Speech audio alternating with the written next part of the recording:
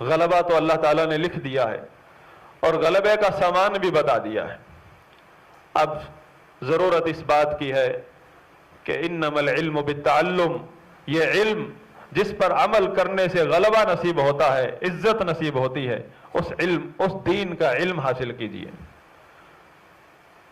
اور اگر ان تعلیمات کو چھوڑیں گے، فتنوں کی نظر ہو جائیں گے،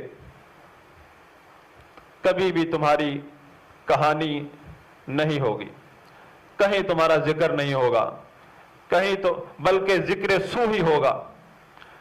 تاریخ میں برے الفاظ سے یاد کیا جائے گا ان لوگوں کو جنہوں نے اللہ کے رسول صلی اللہ علیہ وسلم کی تعلیمات کو چھوڑ کر دین کے غلبے کا جھنڈا اٹھایا ہے، دین کے غلبے کو اپنی ذمہ داریوں میں لے لیا، جبکہ وہ اللہ کی ذمہ داریوں میں ہے. جو ہماری ذمہ داری ہے وہ اس ہدایت پر عمل کرنا، پہلے اس ہدایت کو صحیح طور پر سمجھنا اور اس پر عمل کرنا، وہ منہج اختیار کرنا جو اللہ کے رسول صلی اللہ علیہ وسلم اور صحابہ کا ہے. غلبہ اس نے دینا ہے، لیکن ہماری اکثریت اس غلبے کی طرف بھاگ رہی ہے.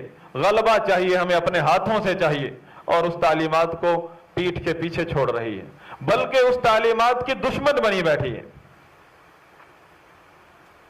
تحریف، اللہ کے نبی صلی اللہ علیہ وسلم کے بیان کیے ہوئے اصولوں کو توڑنا اور ان احادیث کو جو ان اصولوں پر دلائل بنتے ہیں ان کی تحریف کرنا، یہ ہر دوسرے آدمی کا عمل بن چکا ہے.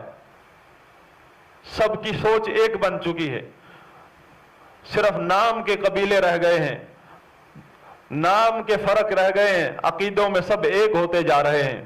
صرف نام کے اہل حدیث دیوبندی بریلوی رہ گئے ہیں، گمراہی میں سب کا اتفاق ہوتا جا رہا ہے. ہونا تو یہ چاہیے تھا کہ ہم اللہ کے رسول صلی اللہ علیہ وسلم کی تعلیمات کی طرف اکٹھے ہوتے. ہم جو پہلے تعلیمات تھوڑی بہت تھی ان کو بھی چھوڑ کر کسی گمراہی کے نقطے پر جمع ہوتے جا رہے ہیں، بجائے اس کے کہ ہم رجوع کرتے اس منہج اہل سنت کی طرف جس پر گامزن تھے ہمارے اسلاف، جس کی وجہ سے اس امت میں اگرچہ فتنوں کے طوفان آئے لیکن اس امت کی قوت کو ہلا نہیں سکے. وجہ کیا تھی؟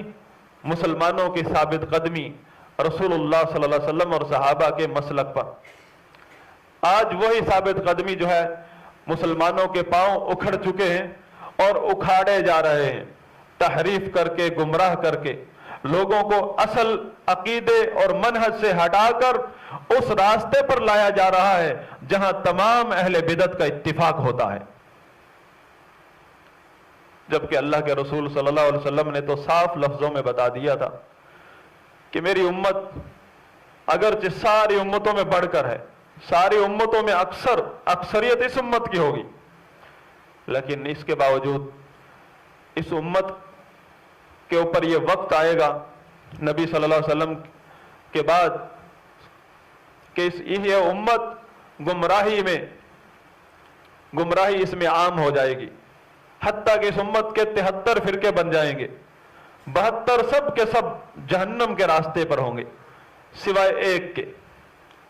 اگرچہ وہ 72 آپس میں بھی اختلاف کرتے ہیں، ایک دوسرے کو گمراہ سمجھتے ہیں، لیکن سب کا اتفاق ہے اس ایک کے بارے میں کہ یہ سب سے بڑا خطرناک ہے.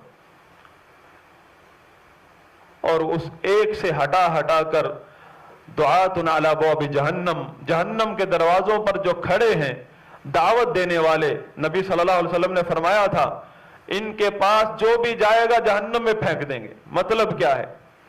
کوئی کفار نہیں ہے، وہ کوئی مشرکین نہیں ہے، یہ دعوت دینے والے جن کے بارے میں نبی صلی اللہ علیہ وسلم نے فرمایا تھا کہ جو بھی قریب جائے گا جہنم میں پھینک دیں گے. یہاں تک بھی فرمایا تھا دجال سے زیادہ مجھے خطرہ ہے ان کا. کوئی جاہل لوگ نہیں ہیں، کوئی شراب کی دعوت دینے والے لوگ نہیں ہیں، زنا کی دعوت دینے والے لوگ نہیں ہیں، دین کے داعی ہیں. صحابہ نے پوچھا تھا ہمیں پہچان کروائیے ان کی، فرمایا ہم من جلدتنا، ہم میں سے ہیں، بالکل ہماری قوم کا حصہ ہیں. یتکلمون بالسنتنا، بالکل ہماری زبان استعمال کرتے ہیں، ہر بات میں قرآن، حدیث، اسلام، عقیدہ، جہاد، توحید، خلافت، سنت. پھر جہنم کا راستہ کیا ہے؟ حضرات گرامی، بہت سارے لوگ جب آس پاس فتنوں کو دیکھتے ہیں، قرآن کے آیات جو کہ صاف راستہ دکھا رہی ہوتی ہیں، نبی صلی اللہ علیہ وسلم کے احادیث بالکل سیدھا راستہ دکھا رہی ہوتی ہیں، لیکن اپنے آس پاس کے فتنوں سے متاثر ہو کر آدمی پھر اپنے آپ کو سمجھتا ہے کہ میں تو کہیں ایسی جگہ پر پھنس گیا ہوں جہاں سے نکلنے کی صورت نہیں ہے. وجہ یہ ہوتی ہے کہ ہم لوگ پھر بھول جاتے ہیں کہ حق کو پہچان کر آنکھیں بند کر لیتے ہیں، جبکہ ہمارے ذمہ داری یہ ہے کہ حق کو پہچان لیجیے. حق کو چاہے کیسا ہی دور آئے، کیسا ہی وقت ہو، کیسے ہی لوگ ہوں، آپ کو کوئی پریشانی نہیں ہوگی. حق کو اپنی پہچان میں رکھیے، حق کو قبول کیجیے، حق کے پیچھے چلیے، لوگوں کو مت دیکھیے. لوگوں کو دیکھیں گے تو حق نظر، پھر پریشان ہو جائیں گے، ہر طرف ہی حق نظر آئے گا. یہ جو لوگ کہتے ہیں ہر آدمی حق بول رہا ہے، ہر آدمی قرآن پڑھتا ہے، ہر آدمی حدیث پڑھتا ہے، وجہ اس کی یہ ہے کہ انہوں نے اپنا منزل، اپنا ہدف، اپنا مقصد حق کو نہیں بنایا، لوگوں کو بنایا ہے. لوگوں کو دیکھتے ہیں، جب بھی کوئی قرآن اور حدیث سامنے آتی ہے فوراً لوگوں کی طرف دیکھتے ہیں. لوگ تو نہیں مانتے، لوگ تو نہیں کرتے، اس لیے حق کی معرفت اور حق کی اتباع نصیب ہی نہیں ہوتی. جاننے کے باوجود نصیب نہیں ہوتی، علم آنے کے باوجود نصیب نہیں ہوتی، اور بلکہ سندیں حاصل کرنے کے باوجود بھی اللہ تعالیٰ سینہ نہیں کھولتا اسلام کی صحیح تفسیر کے لیے.